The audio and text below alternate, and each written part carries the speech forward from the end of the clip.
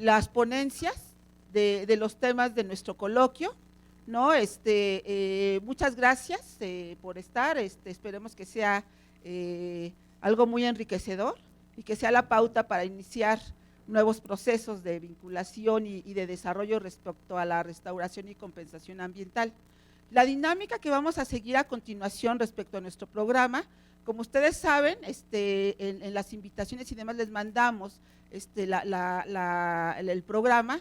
Entonces vamos a tener sesiones de exposición de nuestros ponentes durante 25 minutos en esta primera mesa, que tiene el nombre de Presiones de los ecosistemas y sus recursos naturales, la cual tiene la finalidad de que identifiquemos cuáles son, digamos, estos elementos que tenemos como demandas sobre nuestros ecosistemas y recursos naturales, y que sobre esta base vayamos decantando y reflexionando sobre esto, cómo nos ha llevado al estado actual, que es la segunda mesa, ¿no?, en la que nos vamos a estar reuniendo, ¿sí? Y entonces, bueno, iniciamos en esta dinámica con la exposición de 25 minutos para pasar inmediatamente a una sesión de preguntas y respuestas en 10 minutos, ¿no? Y al final de la mesa 1 y 2 vamos a tener la intervención de un relator, ¿no? Y en donde podremos ir, digamos, interviniendo, digamos, con otras preguntas al finalizar, digamos, de estas reflexiones. Sí, entonces, bueno, nuestro primer conferencista es el ingeniero Honorio Hernández. Él viene en sustitución de la licenciada Guadalupe Rivera Ruiz, de la Dirección de Conservación de Suelos de la Semarnat. Desafortunadamente, la licenciada a última hora tuvo que salir, y el ingeniero Honorio Hernández nos va a hacer el favor de presentar un tema, ¿no?, ligeramente cambiado, ¿no?, porque originalmente el tema que teníamos era autorizaciones de cambios de uso de suelo y transformaciones de ecosistemas para la realización de proyectos de desarrollo, elementos de evaluación ecológica y técnica. Este tema que originalmente habíamos propuesto, ¿no?, va a cambiar por el tema de la excepcionalidad del cambio de uso de suelo en terrenos forestales, ¿no? Entonces, bueno, el ingeniero Honorio Hernández es subdirector de conservación de suelos de la Dirección General de Gestión Forestal y de Suelos de la Semarnat, ¿no? Él es ingeniero agrónomo, especialista en bosques, ¿no?, y egresado de la Universidad Autónoma de Chapingo, ¿no? Él ha laborado durante mucho tiempo en instituciones públicas. Inició sus actividades en el Instituto Tecnológico de Oaxaca y posterior a esto se ha desempeñado durante más de 30 años en instituciones del sector público, como la Secretaría de Agricultura y Recursos Hidráulicos, el Programa Nacional de Reforestación, la Comisión Nacional Forestal y la Dirección General de Suelos y Gestión Forestal. Entonces, bueno, demos la bienvenida al ingeniero. Y pues bueno, de antemano le agradecemos su esfuerzo por estar con nosotros y no dejar el tema, digamos, abierto. Muchísimas gracias, ingeniero. Muchas gracias. Pues una disculpa, como lo acaba de mencionar Vicky, y yo les agradezco que me hayan dado la oportunidad de platicar con ustedes. En principio quiero decirles que la fragmentación o la degradación de los ecosistemas forestales pues se debe a varias causas, entre ellas el cambio de uso de suelo. Pero el cambio de uso de suelo, hay dos vertientes: cambio de uso de suelo autorizado, regulado por la Ley General de Desarrollo Forestal Sustentable, y el cambio de uso de suelo ilegal, el cambio de uso de suelo que todo mundo hace afuera de la ley, al margen de la ley, ¿sí? La Ley General de Desarrollo Forestal Sustentable regula este cambio de uso de suelo, y es lo que quiero exponer, porque es lo que la Dirección General, donde nosotros estamos trabajando, pues es lo que hacemos. ¿Qué es el cambio de uso de suelo en terrenos forestales? Es la remoción total o parcial de la vegetación para destinarla a otro uso, un uso distinto al forestal, ¿sí? O sea, remover, quitar, deforestar, ¿para qué? Para algo, pero está regulado. Esta presentación seguramente, y se la pongo de una vez antes que se me olvide, mucha vinculación con una otra presentación que van a tener seguramente el día de mañana, con lo que es el Fondo Forestal Mexicano, ¿sí? Que tiene acciones de compensación, o se les van a decir ahí acciones de compensación ambiental, que están muy vinculados a este tipo de autorizaciones. Ahora vamos a iniciar con esta que le he denominado la excepcionalidad del cambio de uso de suelo, porque aquí, que es aquí donde hay que capturarle.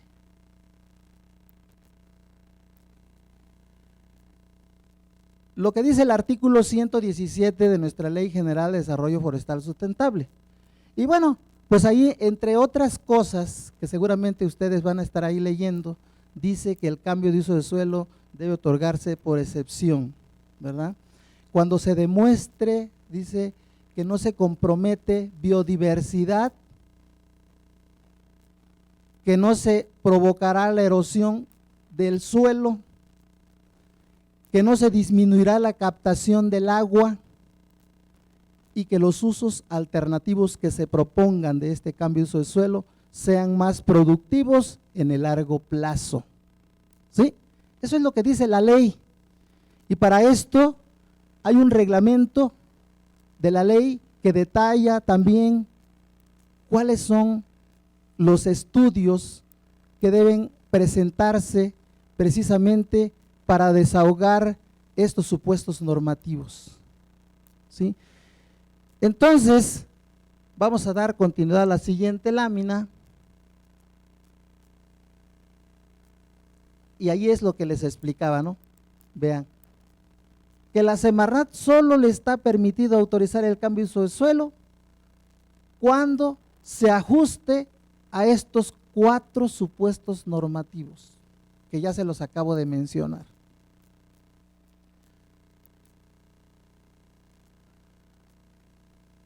¿Cómo se evalúa esta cuestión de la biodiversidad, comenzando con el primero de los supuestos? Técnicamente. Primero, reconocer que cualquier remoción de vegetación forestal para destinarla a un uso distinto afecta directa o indirectamente la biodiversidad, ¿verdad? Entonces, tiene que ser por excepción. Prácticamente la ley dice no cambio de uso de suelo. Y sin embargo, dice que cualquier remoción afecta a la biodiversidad. No la compromete posiblemente, pero sí la afecta. Por ello es necesario reconocer primero lo que existe en el área sujeta a cambio de uso de suelo. Y también en el área de análisis. En este caso, la ley señala que un área de análisis es la cuenca hidrológico forestal, ¿sí? Y para determinar el grado de afectación, tiene que ser a nivel de especie, ¿sí? ¿Qué tanto van a ser afectadas esas especies? Nosotros, o cada vez que se solicita una autorización de cambio de uso de suelo, se está pensando qué especies se van a remover, se van a eliminar, qué número de individuos se van a remover, ¿verdad? Y para eso se necesita conocer muy a detalle el área sujeta a cambio de uso de suelo y el entorno o el ecosistema en que éste se encuentra inmerso.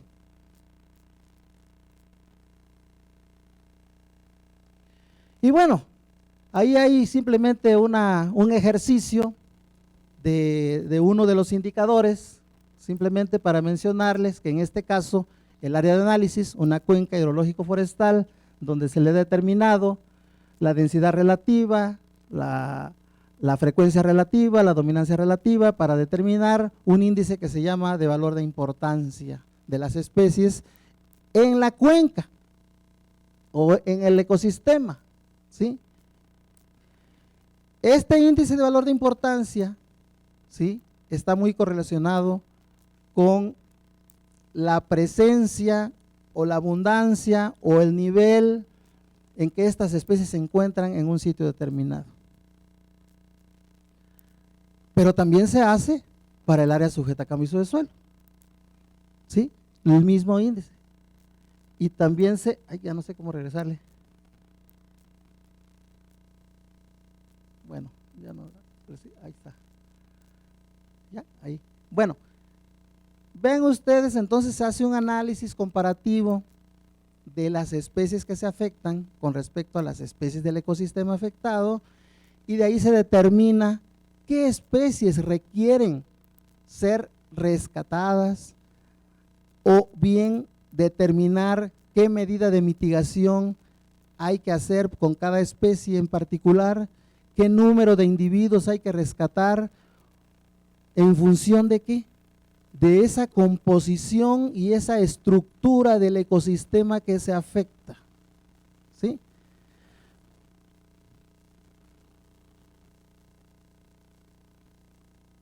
Y bueno, pues finalmente lo que les estoy diciendo, ahí tenemos una tablita que por una columna dice predio y por otra dice cuenca.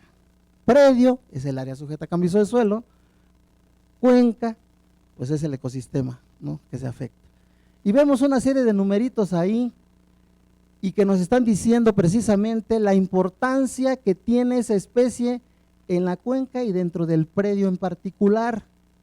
De ahí justamente se derivan a través de un análisis comparativo, pero no exactamente del índice, sino de la densidad por hectárea o por unidad de superficie que exista tanto en uno u otro lugar, para determinar cuántos individuos y de qué especies son las que se van a establecer las medidas de mitigación.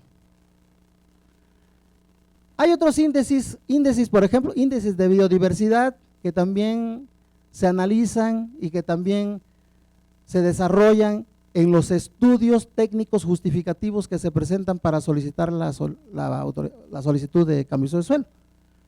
Y bueno, ahí tenemos, por ejemplo, uno que se llama Shannon and Winner.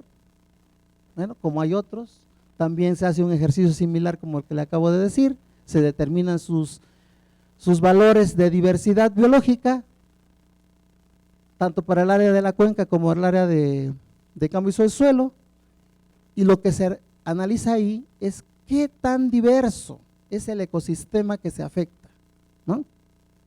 Y este es solamente un ejemplo de cómo se está evaluando técnicamente la afectación que se está llevando por el cambio de uso del suelo.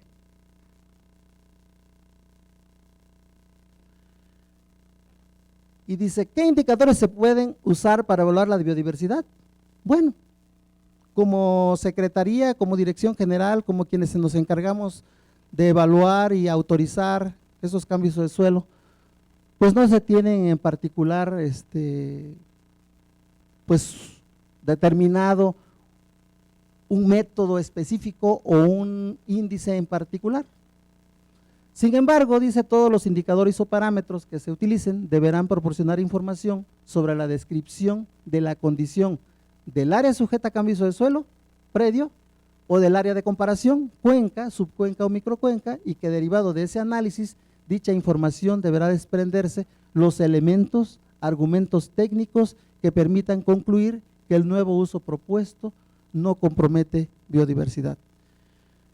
¿Sí? Y nosotros, al decir no comprometer, estamos analizando y revisando, evaluando la información que se presenta en los estudios para que la composición de especies y estructura del ecosistema se mantenga a través de las medidas de mitigación. Pasamos al otro supuesto que tiene que ver con la erosión del suelo. Ustedes saben que el suelo es el sustento de la diversidad biológica, de ahí viven. Si no hay suelo, pues obviamente no habría sustento de las plantas. Entonces, el supuesto dice que no se provoque la erosión del suelo, eso dice la ley, Y sin embargo, nosotros sabemos y debemos reconocerlo, que toda remoción de vegetación forestal para cambio de uso de suelo provoca erosión. ¿Sí? Provoca erosión. ¿Cómo lo estamos haciendo? Estamos diciendo que si bien es cierto que el cambio de uso de suelo provoca erosión, esa erosión que provoca debemos de cuantificarla. ¿Cuánto se erosiona o cuánto se está erosionando en el suelo en un área determinada bajo una condición determinada de cobertura forestal? ¿Cuánto se erosiona actualmente? Hay diferentes condiciones. Nosotros sabemos que los terrenos forestales pueden estar muy cubiertos, por ejemplo, de vegetación, como el desierto de los Leones, que voy a para allá y está, pues hasta hay muchas plantas dominadas, y a veces hay bosques o selvas muy abiertas, y también zonas donde la erosión hídrica y eólica se da pues de manera permanente. ¿En función de qué? Pues de lo abierto que se encuentran las áreas forestales, por la actividad antropogénica también que ahí se lleva a cabo. Entonces, lo primero que se hace en los estudios es determinar cuál es el nivel de erosión que se tiene en esos terrenos. Después se hace un análisis o se hace un estudio para determinar cuál sería la erosión que provocaría el cambio de uso de suelo, o sea, al eliminar la cobertura forestal.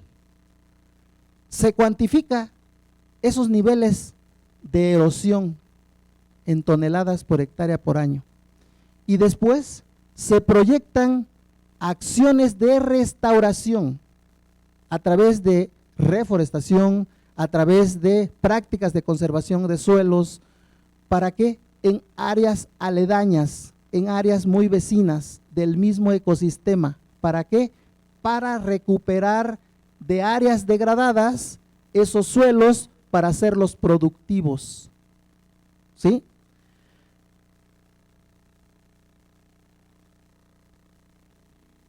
Y bueno, digo, estas son, ahí les dejo las definiciones. Yo supongo que todo el mundo sabe a qué nos referimos con erosión hídrica eólica.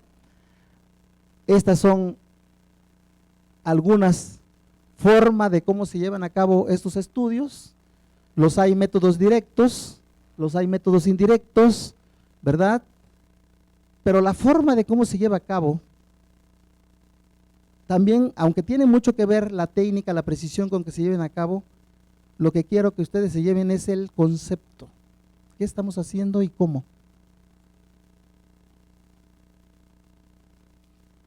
Y vean cómo se evalúa. Lo que les dije, se determina la pérdida de suelo del predio con cubierta forestal bajo las condiciones actuales que presenta el área de cambio de uso de suelo, y después se realiza una estimación bajo el supuesto de haber eliminado la cubierta forestal. A la diferencia de pérdida de suelo obtenida con y sin cambio de uso de suelo, se proyectan estimaciones de recuperación con prácticas y obras de conservación de suelo para recuperar la pérdida por erosión que ocasiona el cambio de uso de suelo. Las medidas para la recuperación del suelo se deben realizar dentro del mismo ecosistema que se afecta en la unidad de análisis. Lo que les comenté, ¿no? La otra cuestión que también tiene que ver con la captación del agua se refiere a la infiltración. A la captación quiere decir que de toda el agua que precipita, de toda el agua que llueve, mucha agua se evapora, otra cantidad de agua se escurre y otra cantidad de agua se infiltra. Y nosotros interpretamos aquí que la captación del agua es aquella que le da vida al ecosistema y aquella que además se infiltra para alimentar los mantos acuíferos, la recarga de mantos acuíferos, sobre todo las cuencas hidrográficas que se encuentran en la parte norte del país, donde la deficiencia de agua es enorme. ¿Cómo se lleva a cabo? De igual manera que para caso de erosión del suelo. Se determinan cuáles son los niveles de captación de agua en el área sujeta a cambio de uso de suelo con la cobertura forestal. Se determinan niveles de captación de agua sin la cubierta forestal, y a la diferencia de esas magnitudes se proyectan después acciones de recuperación de esa captación de agua. Y bueno, Esos son algunos modelos, algunas fórmulas de cómo se obtiene la información, ¿verdad? Para obtener eso que yo les estoy acabando de comentar. Pero ¿cómo se evalúa?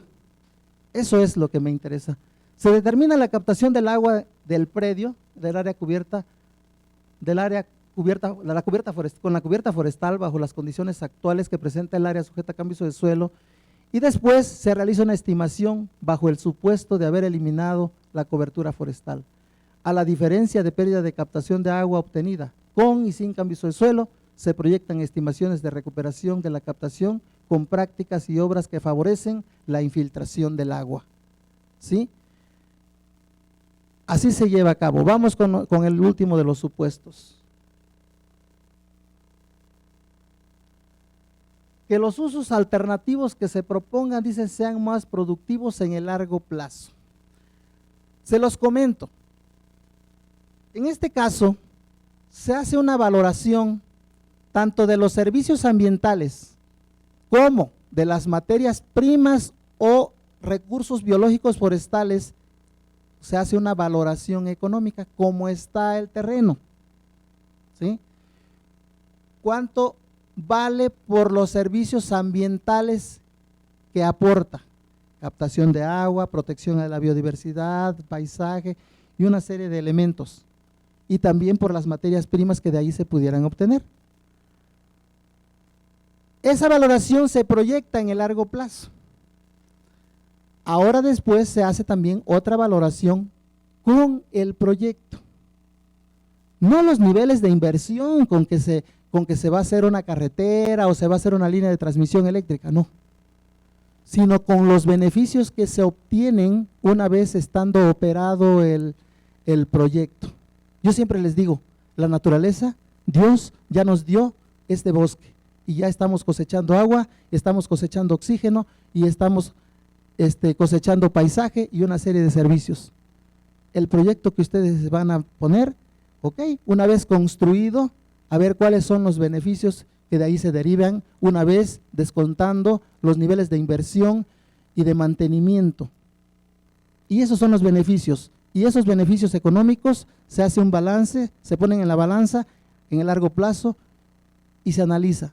Si el proyecto, sus beneficios económicos y sociales son mayores que los que actualmente presenta el área sujeta a cambio de suelo, se autoriza. Y es lo que pongo ahí. Bueno, mis 20 minutos. ¿Me quedan 5? Bueno, los aprovechamos para las preguntas. O si quieren que les comente otra cosa.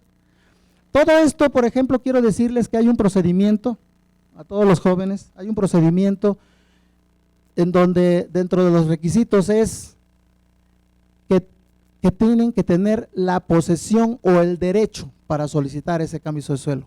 El primero es posesión o el derecho, la propiedad, ¿sí?, de los terrenos. Siguiente es que tienen que presentar un estudio técnico justificativo que demuestre justamente lo que les acabo de mencionar, que no se compromete biodiversidad, que no se provoca erosión del suelo, que ya vimos que sí se provoca, y también la disminución de la captación del agua, y que los usos alternativos, lo que se están proponiendo, sean más productivos en el largo plazo. Eso es lo que tienen que presentar en el estudio, ¿sí? Entonces, los elementos importantes para una solicitud es que sean poseedores, propietarios de los terrenos y además que presenten un estudio que demuestre que no se compromete biodiversidad. Además de dar cumplimiento a toda una serie de regulaciones, como si el proyecto, por ejemplo, se encuentra en un área natural protegida, que si se encuentra dentro de una región hidrológica prioritaria, o bien de un programa de ordenamiento que no debe prohibir ni limitar el cambio de uso de suelo, porque también entonces no se autoriza. Bueno, pues estoy abierto a las preguntas.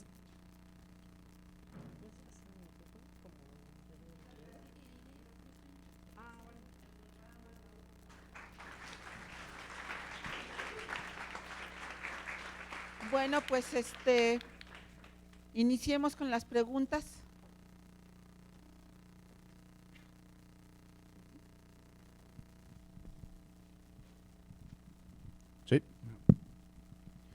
Bueno, nada más es quizá una duda técnica. Es acerca de la definición de la cuenca para el estudio técnico justificativo. A veces en las empresas de consultoría se enfrentan con el problema del momento de presentar este estudio, el encontrarse con la autoridad y que no tengan los criterios homogéneos de un lado a otro acerca de cuál concepto van a ser utilizados. A veces se refieren con lo que dice la ley es la cuenca, y a veces los proyectos no contemplan el afectar gran parte de la cuenca, sino que quieren utilizar una microcuenca, y eso les implica un mayor esfuerzo en los muestreos para poder hacer la comprobación de que no se afecte la biodiversidad o algún otro de los procesos, ¿no? Entonces, a veces de un lugar a otro el criterio del evaluador no es el mismo y meten problemas al consultor, ¿no? Entonces, ¿cuál es realmente el criterio que utilizan en este sentido, ¿no? En cuanto a la cuenca, efectivamente la ley dice cuenca. Lo ideal es que se hiciera cuenca. Lo que pasa es que hay unas cuencas tan enormes como la cuenca Lerma-Chapala, como la cuenca de Burgos, que abarca estados, varios estados, y todos los ecosistemas forestales habidos, ¿no? Desde el nivel del mar hasta los bosques y selvas. Entonces, para facilitar justamente a quienes presentan los estudios técnicos justificativos, hemos consentido, por así decirlo, que sea a nivel de subcuenca o microcuenca. ¿En función de qué? En función de la magnitud del tamaño de la superficie solicitada de cambio de uso de suelo, ¿no? Así tenemos, por ejemplo, proyectos muy puntuales de 1 hectárea, media hectárea, y se encuentran inmersos, por así decir, dentro de lo que es la cuenca de Burgos o la cuenca del Lerma-Chapala. Entonces decimos, bueno, es un estudio enorme para describir toda la cuenca. Vamos ajustándolos para los propósitos de desahogar los supuestos normativos a que hemos hecho referencia, que efectivamente basta con que se haga un área de análisis donde se encuentre representado el ecosistema que se afecta y la delimitación de una microcuenca, subcuenca o cuenca. Lo que quiere decir es una cuenca grande, una cuenca mediana y una cuenca chiquita. Finalmente, tanto la microcuenca como la subcuenca como la cuenca tienen un parteaguas y una red hidrológica que desemboca en un punto en común, ¿sí? O sea, es una cuenca, finalmente, ¿sí? Entonces no nos salimos del concepto, en realidad. Lo que nos salimos es del tamaño de la superficie, del área, para facilitar el estudio y que efectivamente a la autoridad y a lo que se quiere desahogar en la ley no nos afecta, ¿sí? Con que tengamos los elementos para poder hacer ese estudio, ese análisis que nosotros hacemos, esa evaluación, y que ustedes saben o los que han consultado, hay una guía en la página de la web de la Secretaría de este trámite. Ya antes no la había, recientemente ya se subió a la página la guía, yo creo que es bastante orientativa.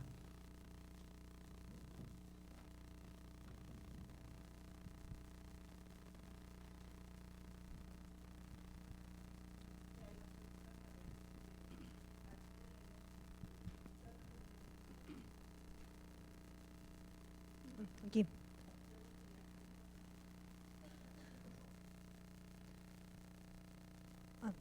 Hola, buenos días. Soy Jimena Vargas del CIEMAD y bueno, yo estuve trabajando todo el año pasado en hacer estos estudios técnicos justificativos para una consultoría particular y tengo varias dudas con las cuales me encontré durante mi trabajo en esto, tanto en los muestreos como en la elaboración de estos documentos. Bueno, ya es después de que se hace toda la parte técnica, tanto del muestreo como de la redacción y después se entrega a que se revise, que cumplan con todos estos requisitos. ¿Cuáles son, bueno, primero que nada, cómo se maneja que realmente se restrinja los proyectos que ya se vieron que no son viables, cuando el ETJ se hace bien, a conciencia, ¿no? Que realmente se describan si sí se está comprometiendo la biodiversidad y pues toda esta parte de los usos alternativos y servicios ambientales. Si ya se demostró que el proyecto no es viable, ¿cómo se aseguran ustedes que después no se vuelva a meter con otras mediciones, a lo mejor ya contrataron a otra consultoría que puede hacerlo de manera diferente? ¿Cómo detectan esto ustedes? Y también otra, si sí se acepta el cambio de uso de suelo del terreno forestal, ¿cuáles son los mecanismos que ustedes tienen para regular que realmente se cumplan estas medidas de mitigación a largo plazo? Ok.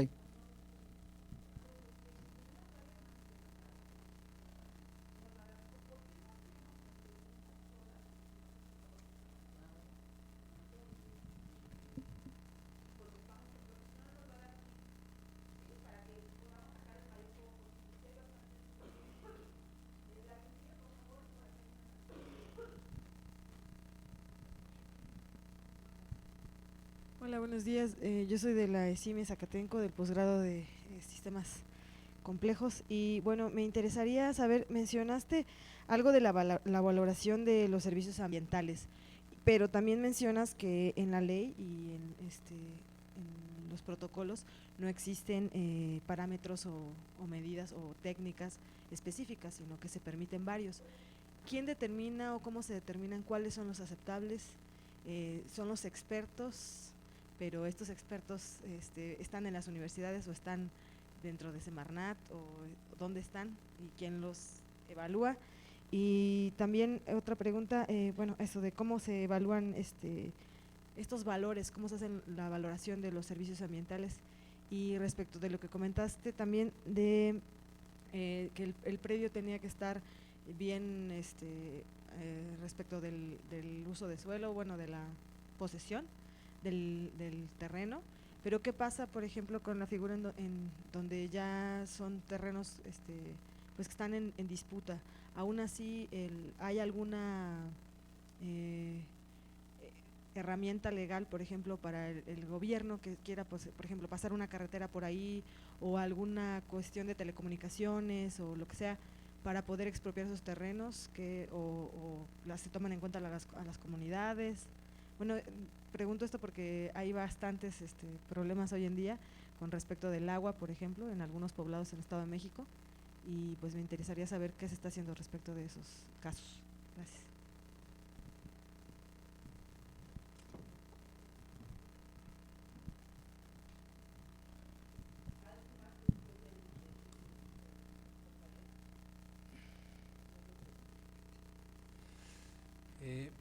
En el contexto del evento que estamos iniciando, ¿no? Restauración y compensación ambiental, y vinculado con el comentario que hacías, Honorio, de lo que en realidad supone cambio de uso de suelo forestal, particularmente con respecto a erosión de suelo, y cómo eso entonces implicaría hipotéticamente tener siempre alguna forma de mitigar esa erosión que se produce por la pérdida de la cobertura forestal. Yo quisiera entonces preguntar si tenemos estandarizados en un sentido técnico y luego también como criterios de aplicación regulatoria, es decir, al dictaminar por parte de Semarnat los distintos proyectos de cambio de uso de suelo, criterios específicos relacionados con la mitigación que se pida para los cambios de suelo. O sea, en otras palabras, si realmente en todos los casos se está pidiendo mitigar y qué características tendría esa mitigación. Claro que cada proyecto es diferente, pero si hay, digamos, esa idea de que técnicamente hay una necesidad de mitigar, si estamos realmente pensando en que cada cambio de uso de suelo tenga y en una forma consistente formas de mitigación.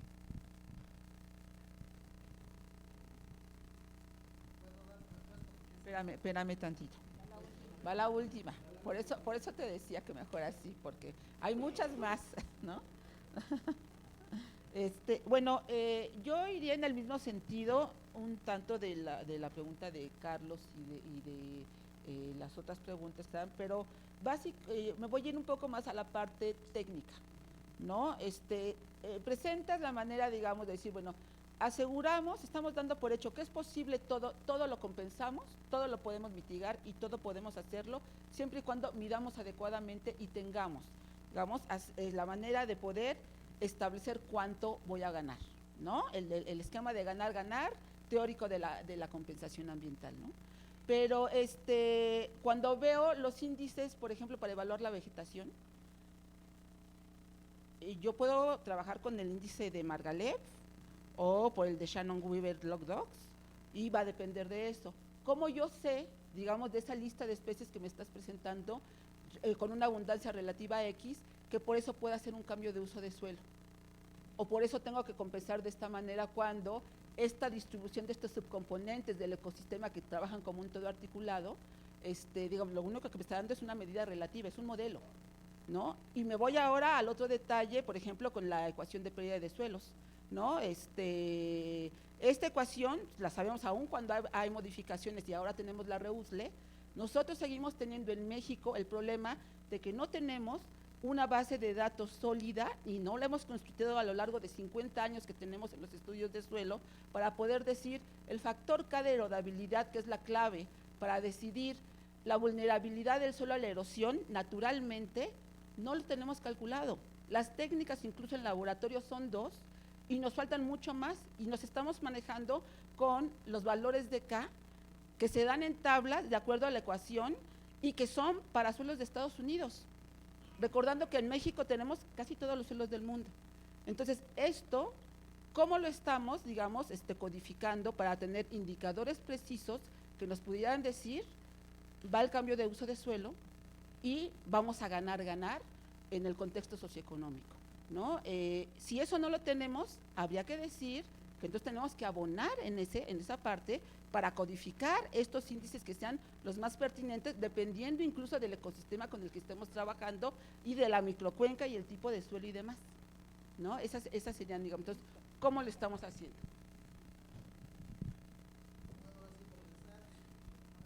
Bueno, no, pues son muchas preguntas. Voy a comenzar con la de Vicky, así como al revés. Fíjese que tenemos muchas deficiencias, como lo acabas de decir. Nosotros revisamos lo que existe y la perfección o la especificidad lo hacemos al mayor acercamiento. O sea, de hecho, los estudios técnicos justificativos que nos presentan, nosotros lo único que pedimos, y digo también respondiendo a la otra pregunta, es porque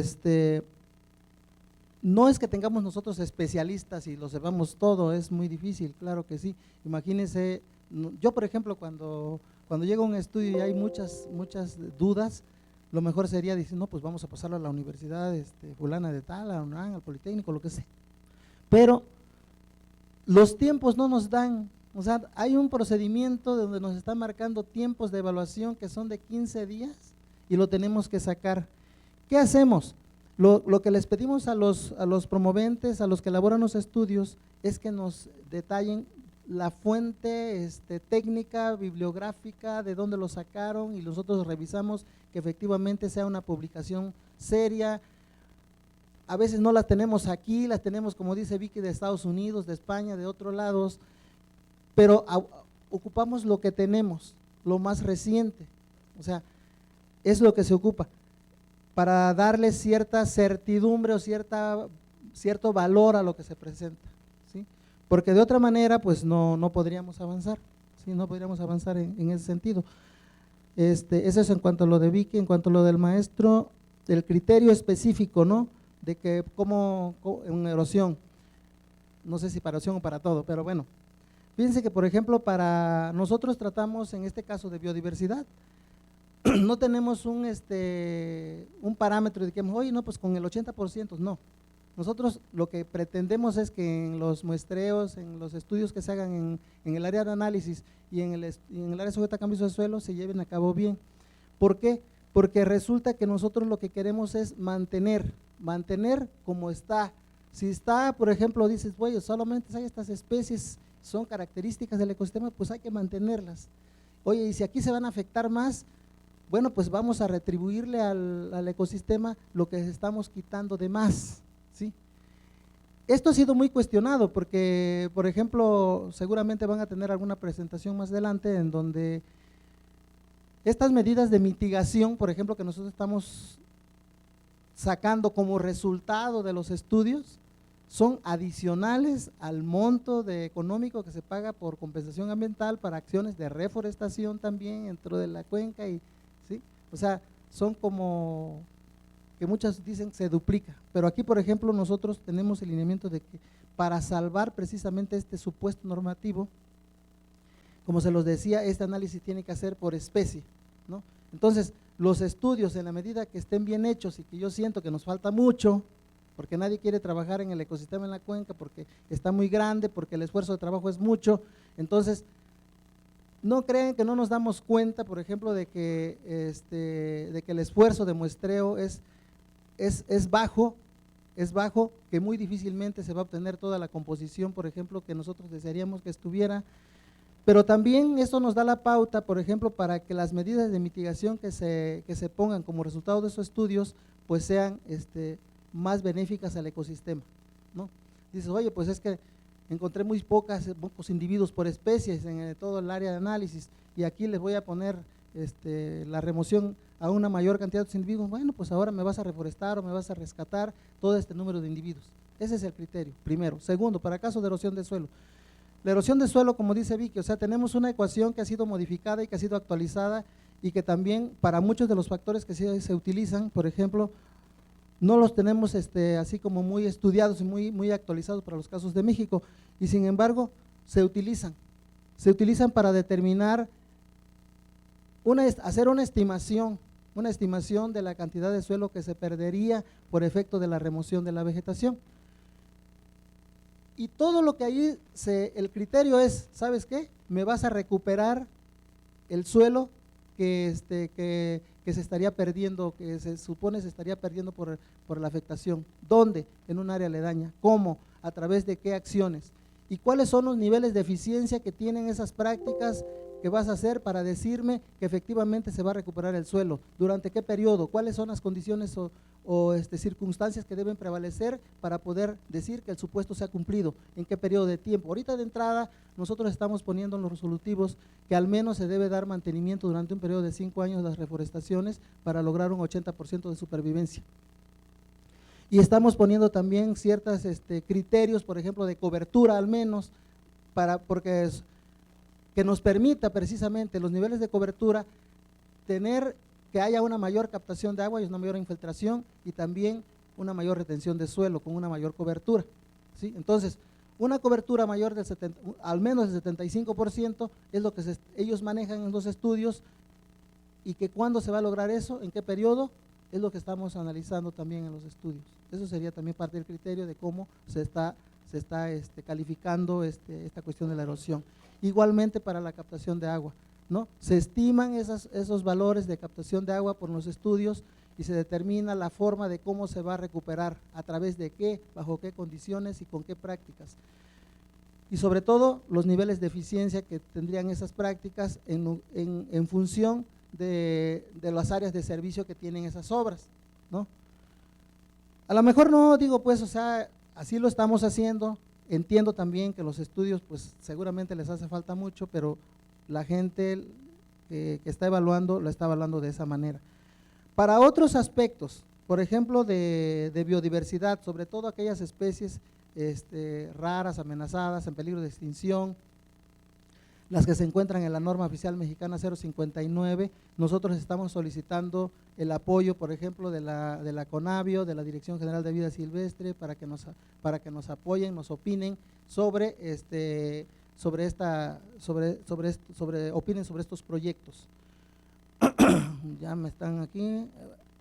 La evaluación de los servicios ambientales, la posesión de los predios. Bueno, la posesión tiene que demostrar la posesión o el derecho, o sea, no hay vuelta. Si son terrenos en conflicto, no se aceptan, sí tienen que resolverse los conflictos. Si son áreas que son de nadie, que son terrenos nacionales, también hay un procedimiento que se va para que se tramite y se asigne esos terrenos a la instancia correspondiente. Y solamente cuando tienen la posesión o el derecho es cuando se ingresa una solicitud. Mientras tanto, no se puede otorgar una autorización de cambio de suelo. La evaluación de los servicios ambientales. La evaluación de los servicios ambientales pues no es particular de una área en particular, sino tiene que ver con todo el ecosistema. Entonces, los servicios ambientales que se están valorando, básicamente es en función de cuál es esa valoración, por ejemplo, de captura de carbono, de oxígeno y todas estas cosas, se valoran, se les da un valor para ponerlos en la balanza cuando se hace la proyección de que el uso alternativo del suelo sea más productivo a largo plazo. Ahora, dice, hay proyectos que son desechados, dice, hay proyectos que son desechados y por qué nuevamente se vuelven a ingresar y pasan. ¿Por qué? Era por lo que les decía, ¿no? A veces los esfuerzos de muestreo que hacen son insuficientes y entonces ya cuando hacen un mayor muestreo y hacen una mayor intensidad para poder obtener resultados más creíbles, bueno, pues pasan los proyectos. Además, todo esto se verifica en campo a través de una visita técnica en donde se van a visitar los sitios de muestreo y se verifica ahí, se cuantifican individuo por individuo cada una de las especies que ahí se presentan. ¿Y quiénes tienen que verificar esto en campo? Nosotros no, como dirección general, pero sí como Profepa. La Profepa es la que tiene la función de verificar que todos los informes que se presentan de avances y resultados de todo esto que es la Profepa. Y bueno, muchas gracias porque aquí ya me pasé del tiempo.